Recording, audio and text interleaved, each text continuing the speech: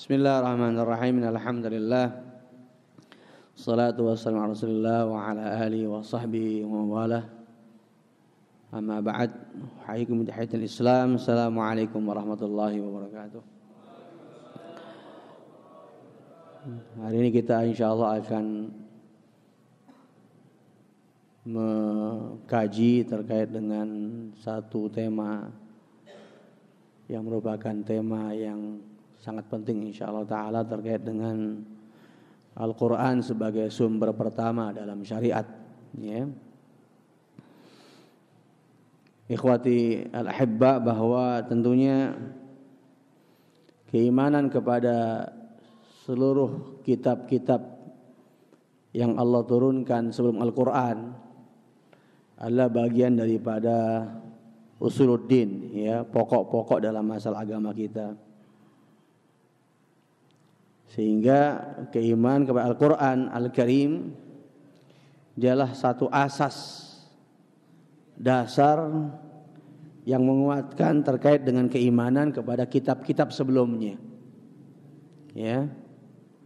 Bahkan dia juga asas keimanan kepada Allah Subhanahu wa taala. Al-Quran itu asas keimanan kepada para rasul-rasul yang Allah utus, asas keimanan terhadap agama yang Allah tetapkan dan Allah syariatkan atas manusia.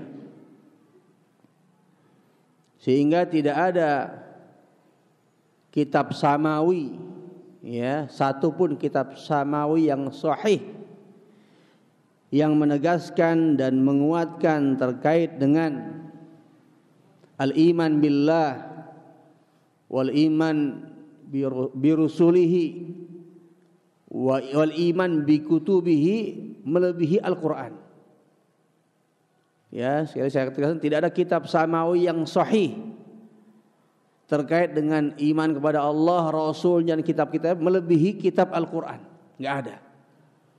Karena seluruh kitab samawi selain Al-Quran sudah terjadi perubahan, sudah terjadi koreksi, sudah terjadi penghapusan sebagian, bahkan penambahan kepada sebagian yang lain. Ya. Hanya Al-Qur'anlah, ya, yang dari awal sejak diturunkannya sampai hari ini dan ila yaumil qiyamah, ya, masih tetap dan akan tetap pada keasliannya, pada keotentikannya, pada keorisinilitasannya. Hanya Al-Quran, ya, seperti itu. Sehingga, ya, mengimani terkait dengan, ya, Al-Quranul Karim adalah satu tema yang sangat penting secara khusus, ya. Oleh karenanya kita lihat seluruh manusia semenjak turunnya Al-Quran, ya, kepada Rasulullah SAW diperintahkan untuk mengikutinya. Seluruh manusia nggak terkecuali. Ya, kita lihat dalam Sirah Nabawiyah, salah seorang sahabat membawa kitab Taurat, ya, Umar bin Khattab radhiyallahu anhu. Rasulullah mengetahuinya. Kemudian tampaklah wajah beliau seperti memerah, dan beliau sallallahu alaihi wasallam menegaskan dalam hadisnya bahwa kalau seandainya Musa, ya, alaihissalam hidup saat ini di tengah-tengah kalian, mahallallahu illa tibai, maka tidak halal baginya, ya, berpedoman kepada Taurat kecuali apa? Harus mengikuti aku. Termasuk harus mengikuti kitab yang aku diturunkan dengannya, yaitu Al-Quranul Karim. Jadi ekspresi arahnya Rasulullah SAW itu menegaskan terkait bahwa sudah tidak berlaku lagi kitab-kitab Al-Quran sebelum Al-Quran, ya. Sehingga menjadi kewajiban manusia setelah Allah turunkan Al-Quran untuk mengikuti Al-Quran secara total ya, dan meninggalkan semua kitab-kitab samawi yang masa keberlakuannya sudah termansuh ya, sudah selesai, sudah finish gitu ya, seperti itu. Oleh karena itu ikhwati fillah, bahwa tidak ada juga ya satu din rabbani yang hak, yang wajib diikuti oleh manusia secara keseluruhan, kecuali din yang dengannya tegak rujukannya dengan Al-Qur'anul Karim. Ya, seperti itu. Maka kita lihat Rasulullah sallallahu alaihi wasallam ya, Allah perintahkan untuk membacanya, bahkan membacakannya untuk manusia ya, bahkan menjelaskannya kepada mereka dan menyuruh mereka untuk berhukum dengannya ya. Dalam banyak surah ya, di antara misalnya dalam ayat 106 suratul An'am, Allah Subhanahu wa taala berfirman menegaskan, ittabi' ma uhiya ilaika mir rabbik.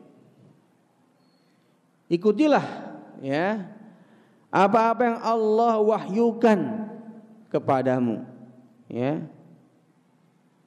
Juga dalam surah An-Nahl ayat 89 Allah Subhanahu wa taala menegaskan juga, wa nazzalna 'alaikal kitaba tibyanan likulli syai' wa hudaw wa rahmatan wa busra lil muslimin.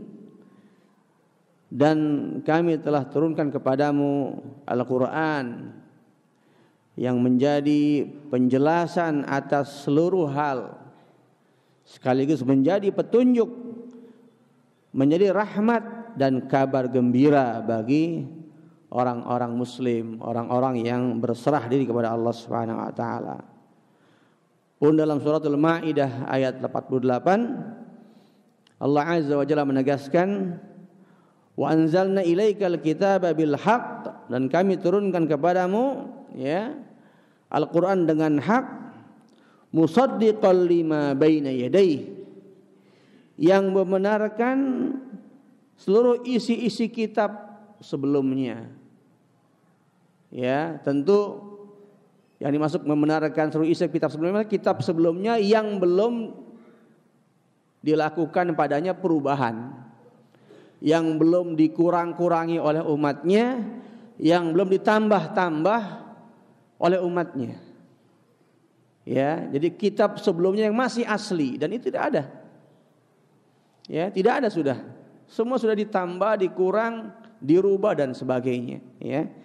Jadi musaddiqal lima baina yadayhi minal kitab, yang membenarkan semua yang dikandung dalam kitab-kitab sebelumnya, wa muhaiminan alaih, dan menguji ya semua kitab-kitab sebelumnya. Fahkum bainahum, maka tegakkanlah hukum Al-Qur'an di antara manusia, bima anzalallah, ya, sesuai dengan apa yang Allah Azza wa Jalla turunkan, wala tattabi' ahwa'ahum, dan jangan engkau mengikuti hawa nafsu manusia atau hawa nafsu mereka. Sehingga ikhwati fillah, penjelasan ayat-ayat di atas ya menegaskan bahwa tidak ada ya satu konsep ya kecuali konsep yang satu ini ya, di mana Allah Subhanahu wa taala menjamin kepada manusia kebahagiaan selama mereka mau ya hidup di bawah naungannya, itu Al-Qur'an Karim ya. Nah, ikhwati fillah rahimakumullah, bahkan dalam banyak ayat juga Allah SWT menjamin ya terkait dengan bagaimana Al-Qur'an ini ya kandungannya meliputi segala hal ya. Semua ilmu ya terkandung di dalamnya, dan semua yang dikandungnya ya tidak ada kebatilan sama sekali la ya'tihil batil min baini yadayhi wala min khalfi, di mana tidak ada kebatilan ya dalam Al-Qur'an dari awal sampai akhirnya. Ya, seperti itu. Oleh karena itulah ikhwatillah bahwa karena Allah jamin ya Al-Qur'an dengan banyak penguatan dan keistimewaan, maka wajarlah Rasulullah SAW dalam hadisnya ya mengistimewakan umat ini sebagai umat yang Allah angkat derajatnya dengan apa? Dengan komitmen dan keberpegang teguhan mereka kepada Al-Qur'an. Dalam sebuah riwayat yang sahih, ya Rasulullah SAW menegaskan, innallaha yarfa'u bihadzal kitabi aqwaman. Sesungguhnya Allah Subhanahu wa taala ya akan mengangkat dengan Al-Qur'an ini satu kaum. Ya.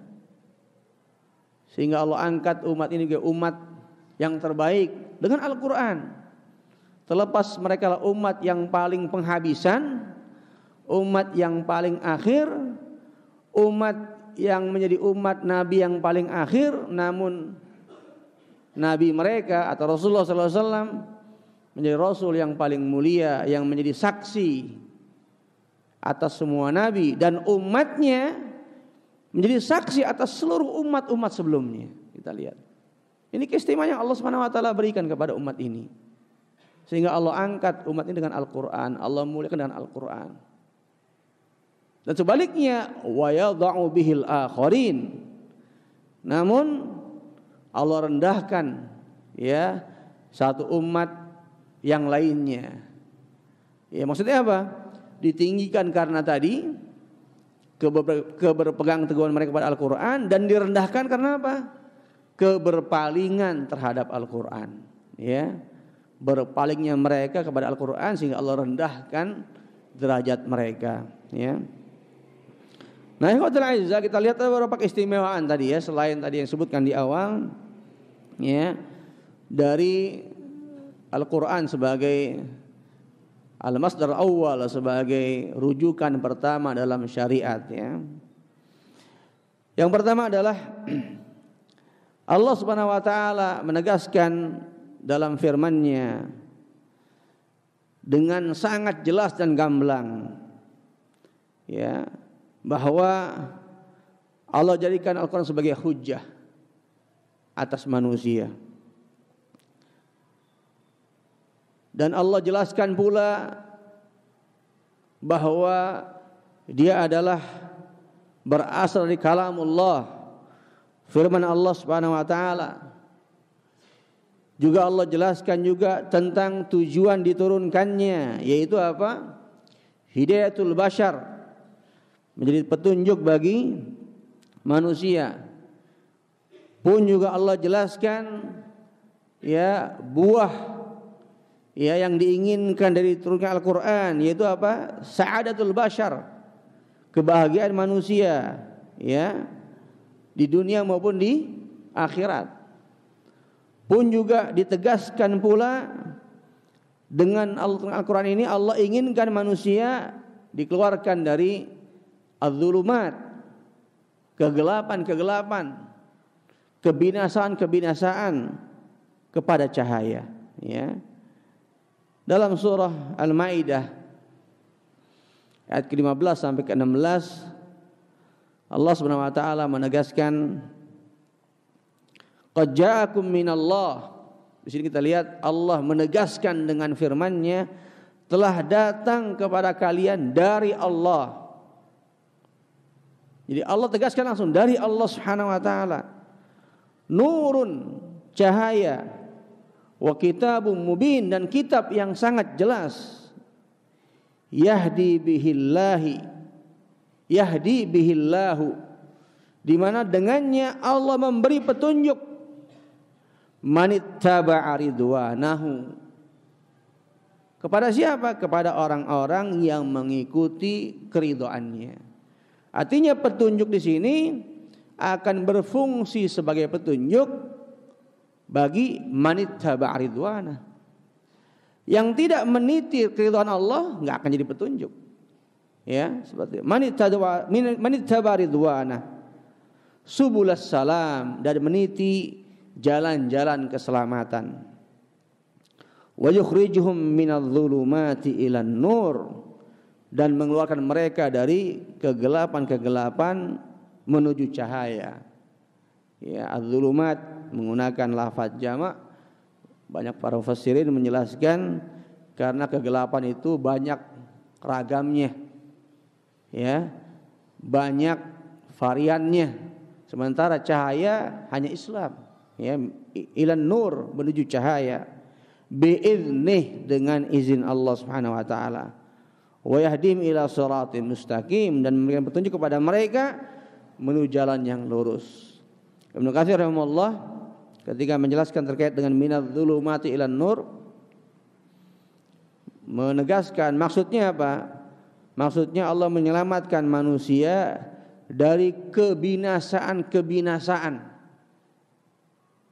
dengan berbagai bentuk, macam dan variannya, ya. Menuju apa? Jalan yang terang, yang sehingga mereka terhindar dari hal-hal yang dilarang, dan dengannya mereka akan meraih urusan-urusan yang disukai oleh mereka dan melenyapkan kesesalan dari mereka. Ya.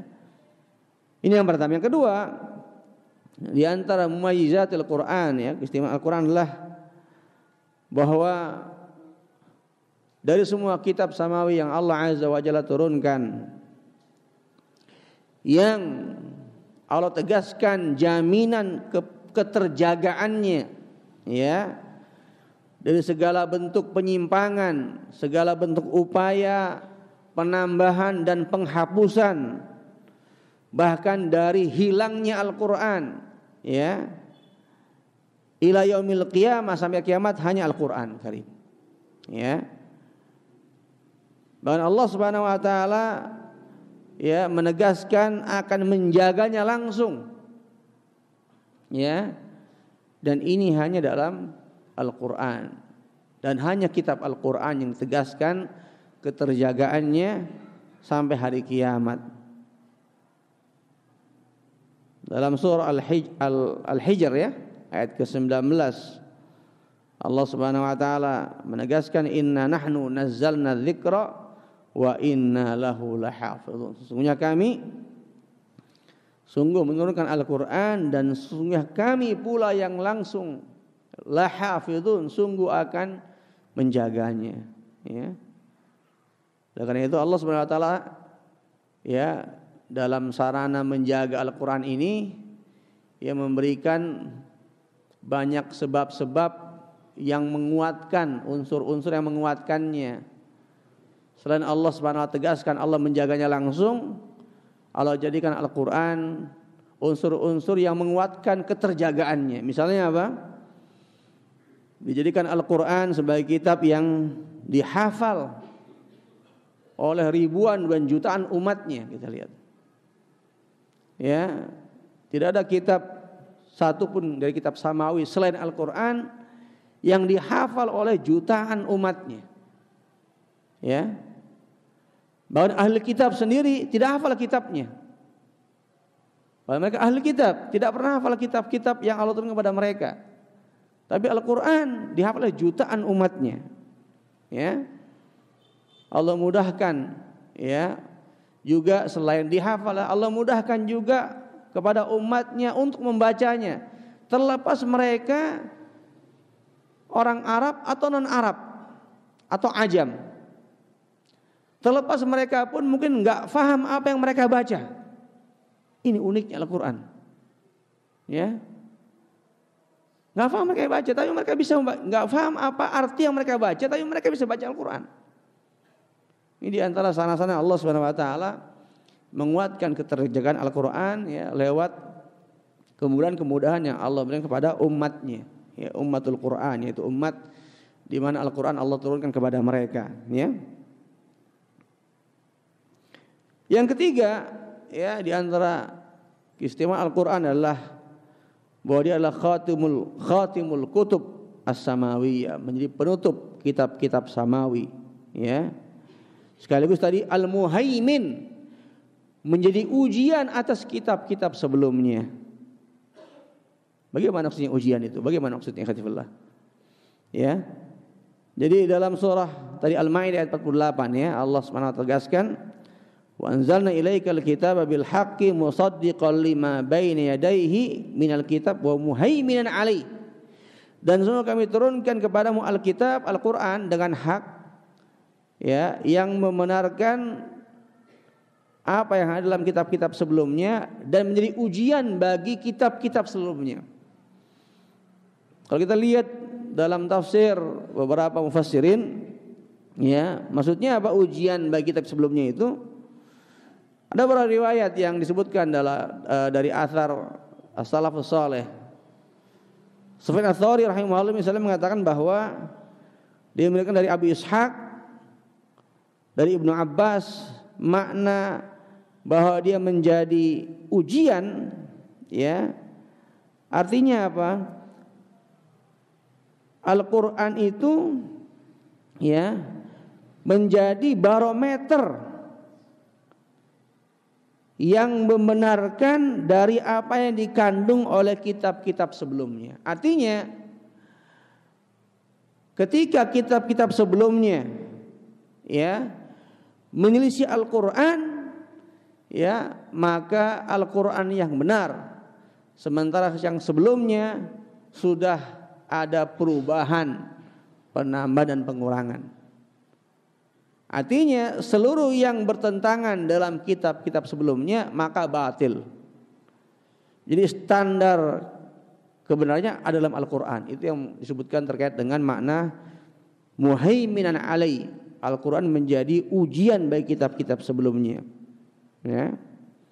Dan pendapat ini dikuatkan juga oleh Sa'id ibnu Jubair, oleh Mujahid dan juga Ikrimah, Al-Hasan Al-Basri dan juga Qatadah, ya. Ini makna muhaiminan, menjadi ujian atas kitab-kitab sebelumnya. Yang keempat, ya, di antara mumayyizatul Quran, keistimewaan Al-Quran, ikhwatifillah, dia adalah anfa'ul aghdhiyah wa anfa'ul adwiyah. Menjadi nutrisi yang paling syarat dengan manfaat. Tentu nutrisi iman yang paling syarat dengan manfaat dan menjadi obat yang paling mujarab, anfa'ul adwiyah, ya. Kita lihat dalam beberapa ayat Allah Azza wa Jalla menegaskan, ya, terkait dengan hal ini. Dalam surah Fussilat misalnya ayat 44, Allah berfirman, "Qul huwa lil ladzina amanu hudaw wa shifa." Katakanlah bahwa Al-Quran itu bagi orang-orang beriman adalah petunjuk sekaligus syifa, ya, menjadi sarana kesembuhan, menjadi obat, ya. Walladzina la yu'minuna fi adhanihim waqrun. Sehingga orang-orang yang tidak beriman kepada Al-Quran, maka pada telinga mereka ada sumpel, ya, yang menyumpel telinga mereka. Wa huwa alaihim ama. Sehingga mereka dibutakan oleh Allah terhadap Al-Quran. Artinya ayat ini, ya, Allah menegaskan terkait dengan dua hal tadi, bahwa dia adalah nutrisi yang paling lengkap bagi nutrisi iman dan obat yang paling mujarab.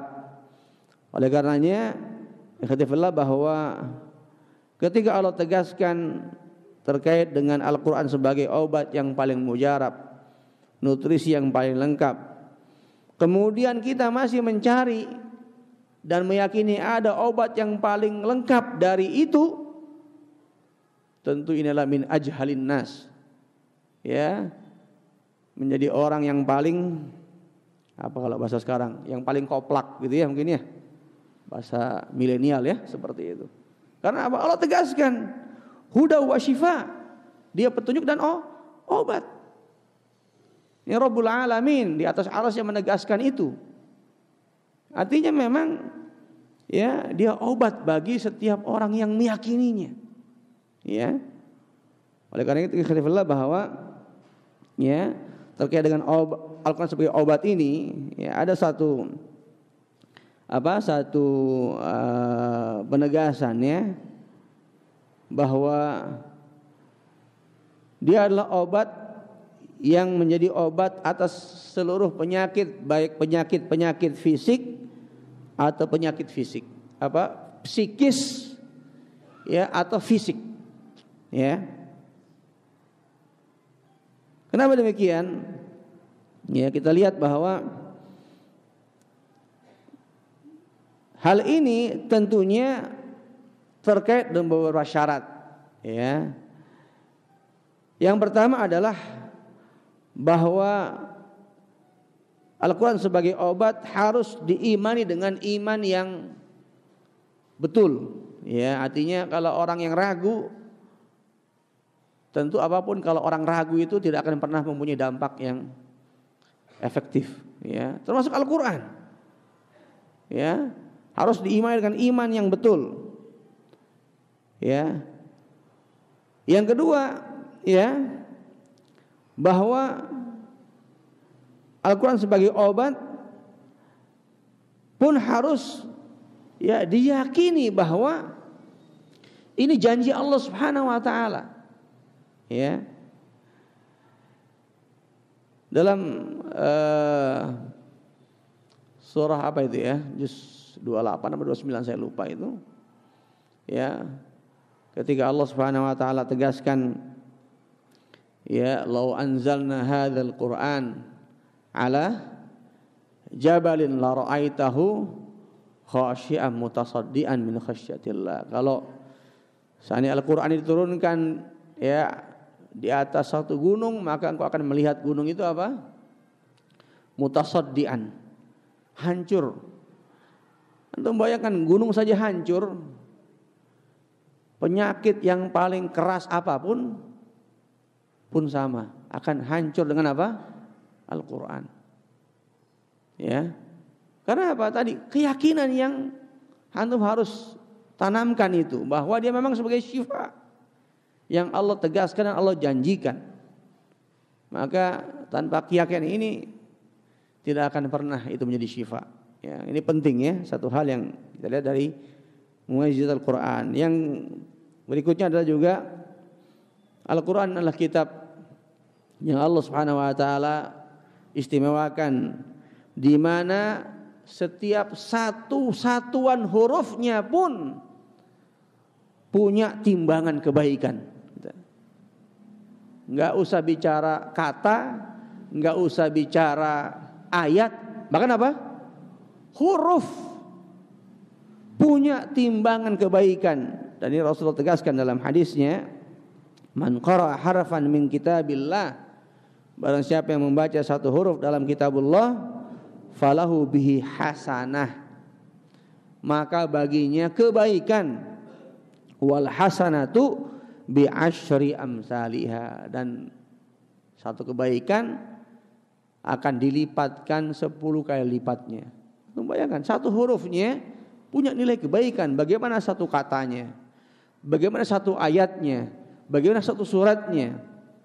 Tinggal dihitung berapa surat, berapa ayat yang kita baca, itulah nilai timbang kebaikan yang Allah Azza wa Jalla berikan kepada seorang yang membacanya. Ya. Yang terakhir, tentu masih banyak karena waktu yang membatasi kita, ya, bahwa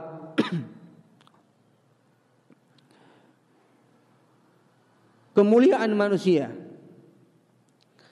Allah janjikan kepada siapapun yang belajar dan mengajarkannya. Allah janjikan kemuliaan kepada siapapun yang belajar dan mengajarkannya. Dan disebutkan dalam hadis Rasulullah SAW dalam riwayat Al-Bukhari, ya, bahwa Rasulullah SAW bersabda, "Khairukum man ta'allamal Qur'an wa 'allamah." Sebaik-baik kalian adalah orang yang ya, belajar Al-Qur'an dan mengajarkannya. Jadi kalau antum mau jadi orang terbaik, ya, ambil bagian dalam barisan ini. Sekecil apapun keterlibatan antum dalam bagian ini. Yaitu apa? Bagian barisan orang-orang yang allamal Qur'an, ya, ta'allamal Qur'an wa 'allamah. Belajar Al-Qur'an dan mengajarkannya, ya. Wallahu a'lam bishawab. Wa sallallahu ala nabiyyina Muhammadin sallallahu alaihi wasallam wa ala alihi washabihi ajmain. Assalamualaikum warahmatullahi wabarakatuh.